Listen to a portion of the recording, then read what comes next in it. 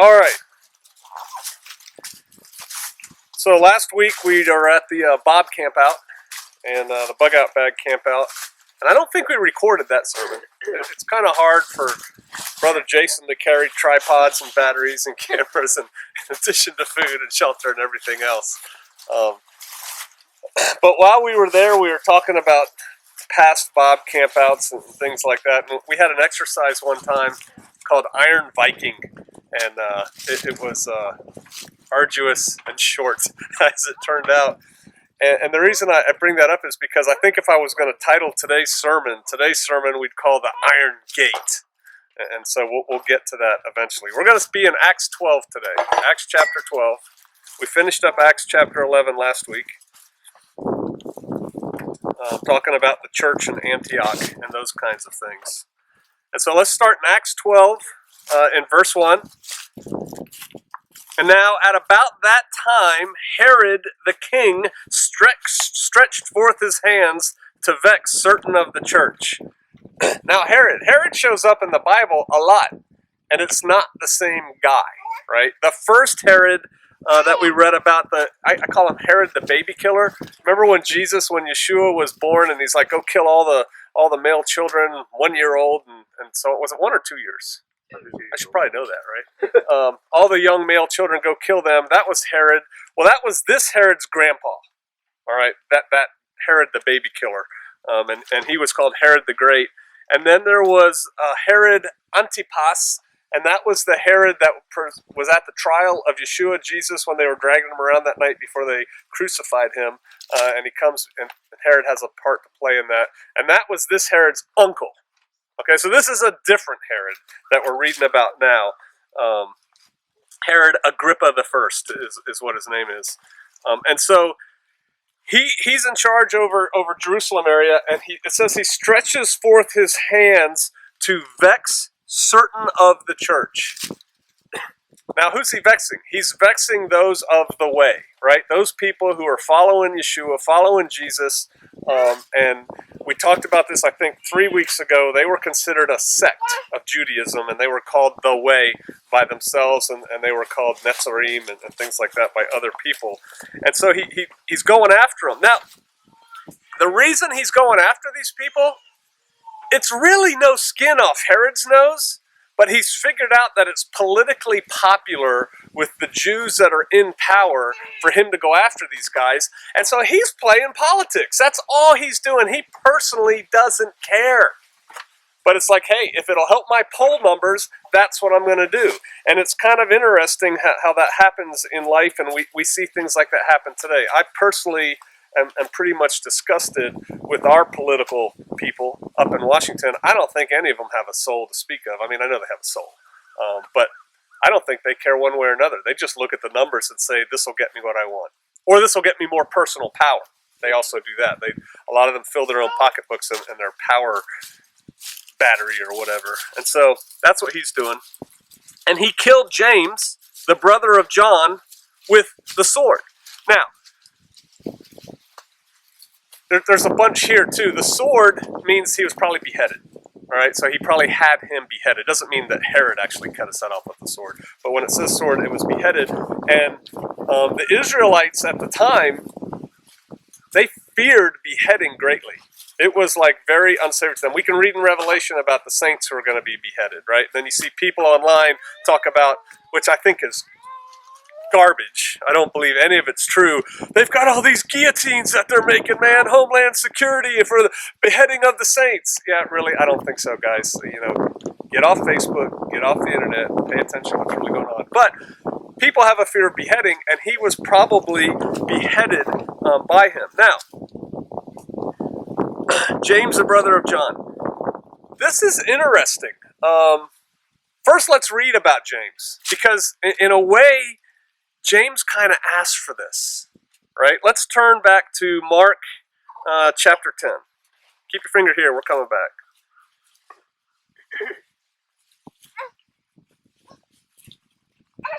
Mark 10, I think somewhere around 35 probably will work.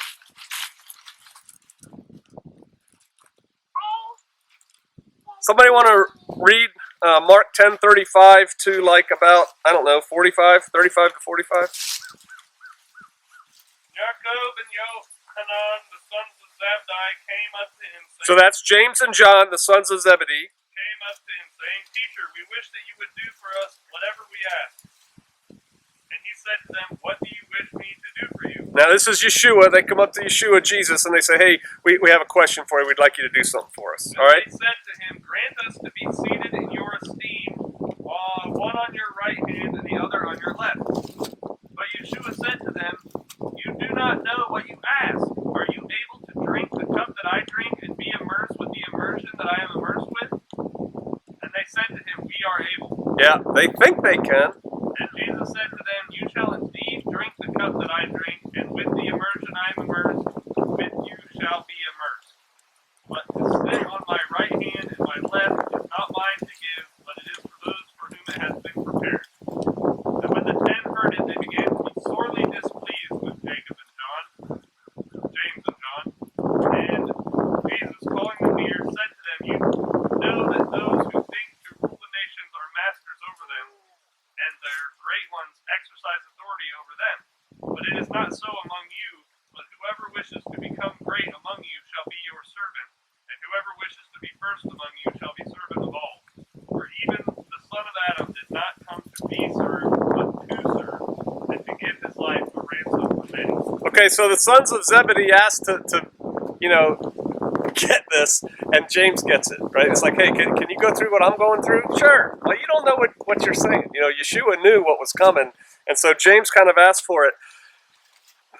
Here's the big thing about this. James is an apostle. He's one of the 12, right? And if you look at what was happening in the church before this time, there's Paul, right? And Paul's going out, and he's zealous going after the people of the way, and he's having them tossed into jail and killed, and he's very good at that. And then, bam, he has his conversion, right? And now he is of the way, and he's actually becoming one of the bigger proponents of it. And so that's a win for the way. And then there's the centurion, right? And the centurion converts to the way. So this is a big gain, because this is a guy that's from Rome.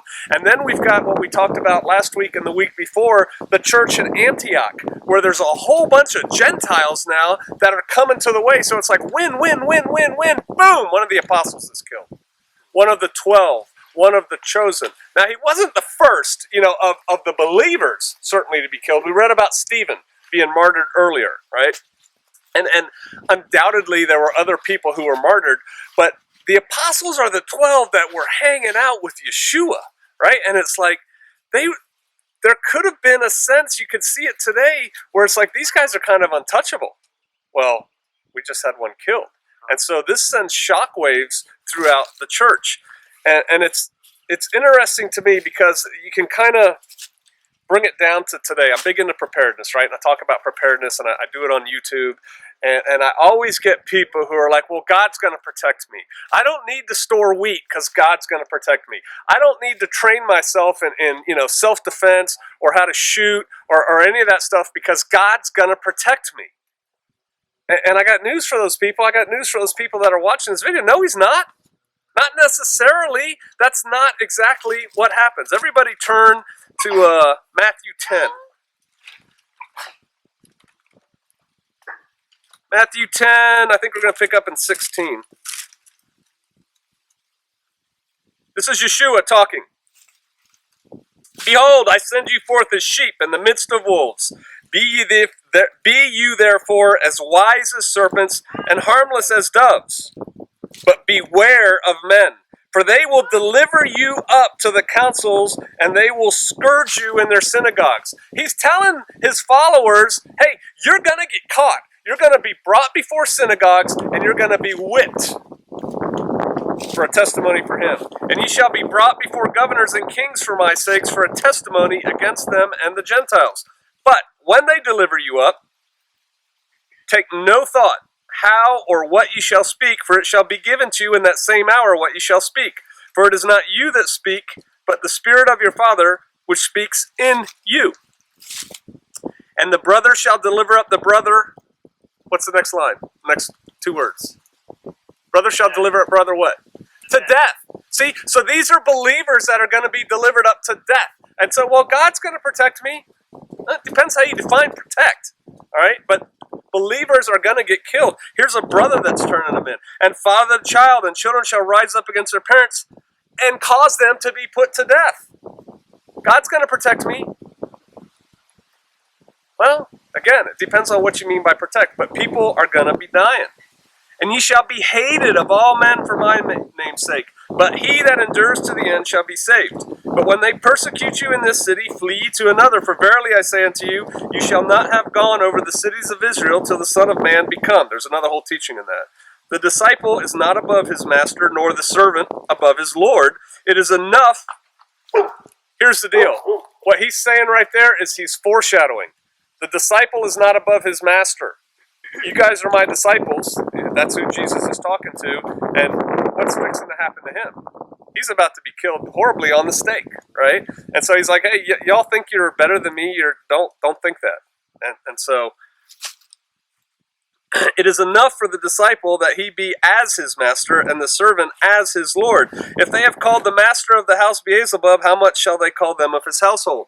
Fear them not, therefore, for there is nothing covered that shall not be revealed, or hid that shall not be known. What I tell you in darkness, that speak ye in the light. And what ye hear in the ear, that preach ye upon the housetops. And fear not, this is an important verse in this whole thing, fear not them which kill the body, but are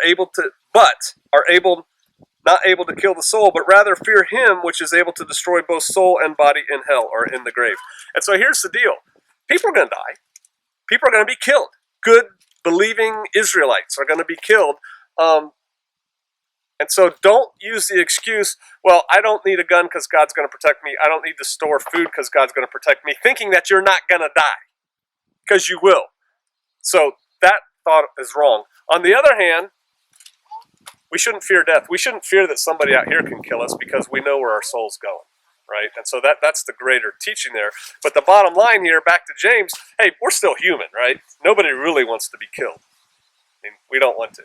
The way I phrase it is, I know where I'm going, and I've already got the ticket, but I'm here, so I might as well see this show, because I know where I'm going after the show, so I'll stay here and watch this movie till the end.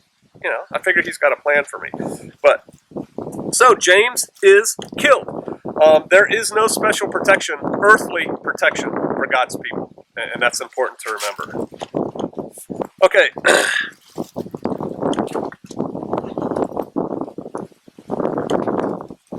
So, Herod, because he saw that it pleased the Jews, he proceeded further, in addition to vexing certain of the church, he proceeds further to take Peter also. Then were the days of unleavened bread. Now, Herod, he's vexing people of the church. Well, he kills James with the sword, and it pleases the Jews, and so he continues on. Compare and contrast him with Paul before the conversion. Paul was out doing his job. He was certainly vexing those of the way, right? He was vexing the believers. He was out there doing his job, and he was doing it well. But why was he doing it? He was doing it because he was a true believer. And he was serving the state, you know, as such as it was. And he really believed these people were evil and needed to be dealt with. And so he's going after it, if you'll allow me this, from a pureness of purpose. Right? Well, here's Herod. He's doing it just because it suits him, because it's making the Jews happy, so he's doing it. If it made his political supporters happy that he threw banquets for them, he would do that. I can't stand people like that. You know, that's a typical politician right there. They're not going to tell you what they really think. They're going to tell you what they think you want to hear. And in many cases, they're going to do the things, like I said earlier, that are just going to increase their power and prestige. And so he's like, hey, I'm on a roll here, so I'm going to take Peter. And when was this? When did this happen? Passover bread. During the days of unleavened bread. So it's during Passover. That's going to be important here in a second. 4. And when he had apprehended him, he put him in prison, and he delivered him to 4 quaternions of soldiers to keep him, intending after Easter to bring him forth to the people. Now, quaternion is 4 soldiers. Right? So he gives him, he turns Peter over to 4 groups of 4 soldiers. The reason he does that, I don't have some special mathematical biblical numbers thing here for you. The reason he did that is 4 was kind of like a squad, like we think of a squad, or if you know more about the military, like a fire team. So there's 4 of those because there's 4 watches during the day. So there's 4 groups of 6 hours, and a group of 4 is responsible to guard him for 6 hours. And then they get relieved by the next group who guards him for 6 hours. And the way they do it, which we're going to read here earlier, because he's an important prisoner, he's like a guy that we put in Supermax today. They chain him one hand to one guard, one hand to another guard, and then there's 2 guards standing back there with swords keeping an eye on him. This dude ain't getting away, right? And there's 4 of those. There's 16 soldiers to guard this one guy. A kind of an interesting point there is it takes a lot of people to do anything for 24 hours. You know, we talk about security after the grid goes down. And it's like, well, we'll just have a guard over here and a guard over here. Okay, for every guard you have, that's at least 2 other guards. You know, somebody's eating, somebody's sleeping, somebody's guarding. So if you're going to run that 24 hours, whatever you think your numbers are, multiplied by 3. And here it's multiplied by 4. And so it takes a lot of people. Why did they put so much emphasis on Peter? Anybody know? He was the rock that the church was going to get found. You guys remember what happened the last time they put the apostles in jail? They put the apostles in jail, and all of a sudden they're all free at night, right? And they're back in the temple preaching the word. It's like, how did that happen? And so Herod's like, that ain't going to happen now. I'm doing this to please the Jews. I'm doing this to please the people, and I'm not going to be made a fool of. All right, I know what these little dudes are capable of. These little Harry Houdinis. I mean, you know, I don't know how he told him. He obviously didn't tell himself the Most High Yah let them out, or he wouldn't be putting them back in. Right? So they have helpers, or they have something. So I'm putting 4 of these guys in charge of them at a time. I'm going to chain them to 2 of them, and they're going to watch them. This dude ain't getting away. And so that's why he does that. Let's keep going. So they put him in prison. Intending after Easter to bring him forth to the people. I talk about this sometimes when I give a sermon. Do you know the word here that's translated into Easter, this was written in Greek, right, is Pescha, and that's Passover, right? It's the Greek word for Passover. And it said earlier, we read, it's the days of unleavened bread, right? So it's Passover, and yet here it says Easter, and a lot of people cling to that and say, well, Easter's in the Bible. This word Pescha is in the Bible, you know, the actual word Pescha, 29 times, I think. It's either 28 or 29. Every other time, it's translated Passover. Except here, it's translated Easter. It's because Herod was keeping Easter. Ishtar worship has nothing to do with Easter today as we celebrate Easter. I'm not going into the Easter sermon right now, but this is the only time it's in the Bible as Easter, and it's wrong. It's incorrectly translated Easter, and that's because Herod kept this Easter thing. But it's Pescha. It's during the Passover. And here's another thing. Have we read this yet? So intending after Pescha, after Passover, to bring him forth to the people.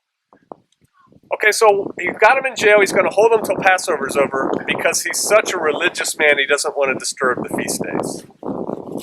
No. There's a lot of people in town. There's a lot of people who have rolled in because it's the law, right? Go to the temple 3 times a year, and hey, there's no telling which way this thing could go. And so when we bring him out to deal with him, because he's going to kill him too, that's what his intent is, right? When we bring him out to deal with him, I don't want all these men, all these young men who are, you know, on fire to be around. So he's going to try and wait until those people are gone. So he's going to hang on to him now. All right. Peter, therefore, was kept in prison. But prayer was made without ceasing of the church unto God for him. Now, when we read that in English, what does that say in Scriptures in verse 5? So, Peter was indeed kept in prison, but prayer was earnestly made to be asked by Jesus. That's better. Prayer was earnestly made to Elohim.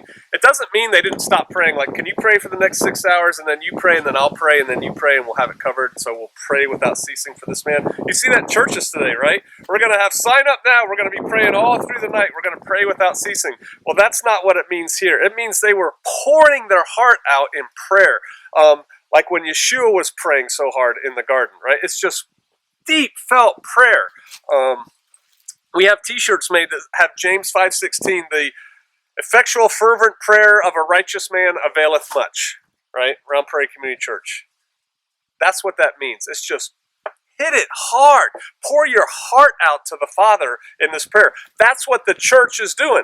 The church is not the group of people who met in a little white building with the steeple on Sundays. This is just like we have here. It's the body of believers in the way, and here's an apostle that's been taken off, and we know what's going to happen to him, or we think we know what's going to happen to him. We know certainly what the intent of Herod is. They're going to kill this guy. And so the church is just weeping and pouring out in prayer for him.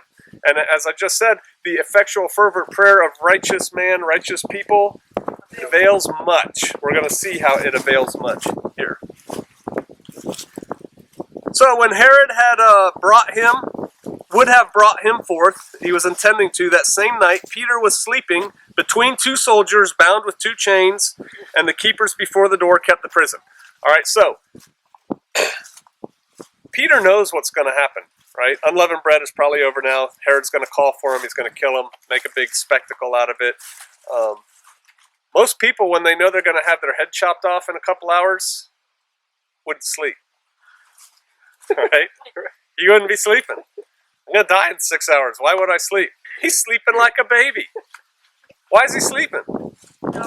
He's not worried. His trust is in the Most High Yah. I submit to you, he did not know at this time whether he was going to be killed or not. I submit to you also, he didn't care. Take my life. I know where I'm going, right? That's a depth of faith that we should all strive to have. He's sleeping without a care in the world because he's resting in the arms of Yeshua, right? He's resting. He knows the Most High has him.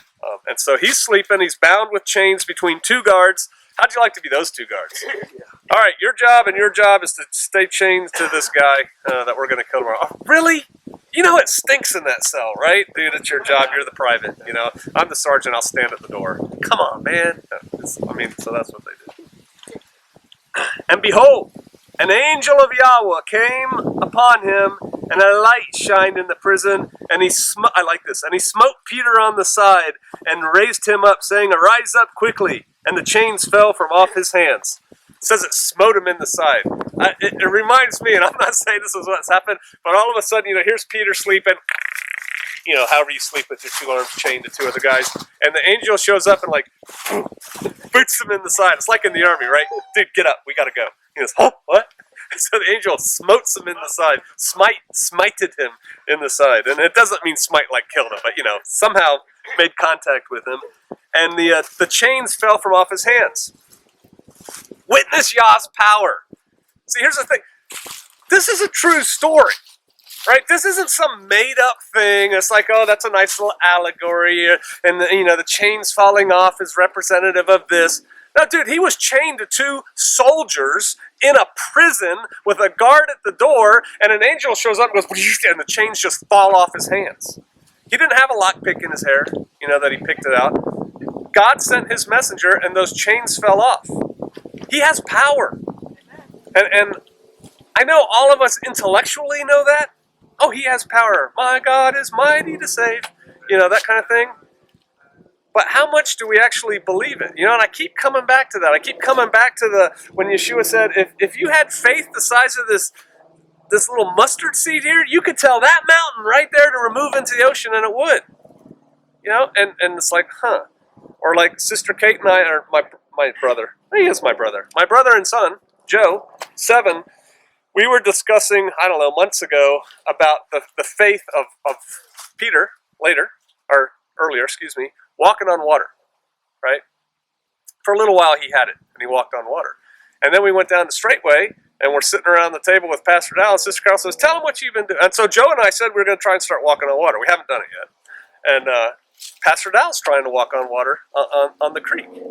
Now, some people will take that and run with it and say mean things, whatever.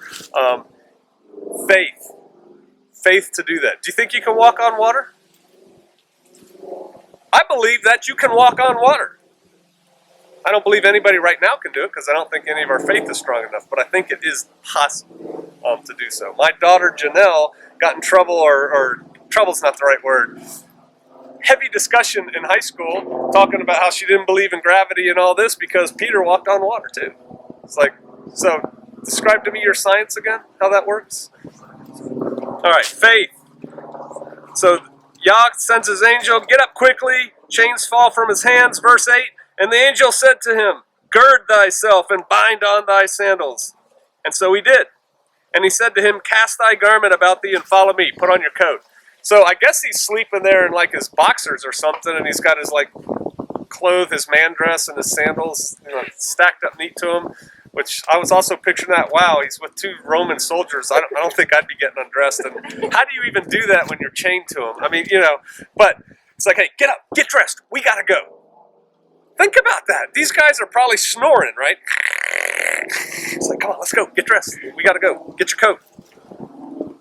And follow me. And he went out and he followed him, and wit not, he knew not that it was true, which was done by the angel, but thought he saw a vision. This is so unbelievable, he thinks he's dreaming it. But I'll go with it because it's a cool dream. I'm getting out of here. Right? Let's see where this dream goes.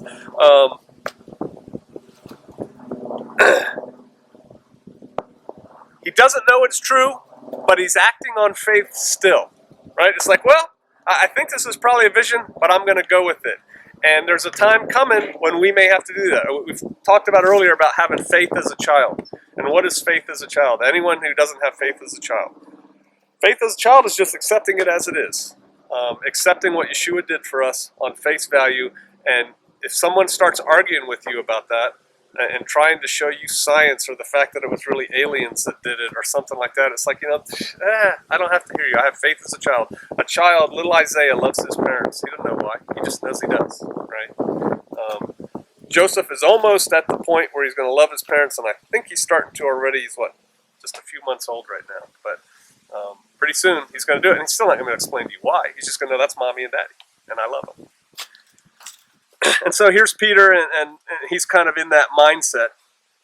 Verse 10, and when they were past the first and second ward, so they're coming out of the different cells, they came unto the iron gate that leads unto the city, which opened to them of his own accord, and they went out and passed on through one street. And so here they are.